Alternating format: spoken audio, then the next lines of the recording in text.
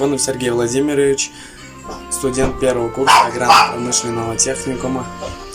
Обучаюсь по специальности техническое обслуживание и ремонт автомобильного транспорта. Хочу представить вам стихотворение Степана Кадашникова «Летела с фронта похоронка». Летела с фронта похоронка на молодого пацана, а он живой лежал в воронке. Ах, как безжалостна война!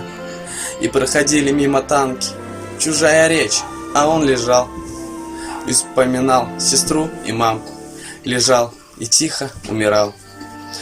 Пробита грудь была на вылет, и кровь стекала в черный снег, а он глазами голубыми встречал последний свой рассвет. Нет, он не плакал, улыбался и вспоминал родимый дом. И, пересилив боль, поднялся, и автомат подняв с трудом, он в перекошенные лица горячий выплеснул свинец, приблизив этим на минуту войны безжалостный конец. Летела с фронта похоронка, уже стучался почтальон. Солдат, глаза закрыв в воронке, на миг опередил ее.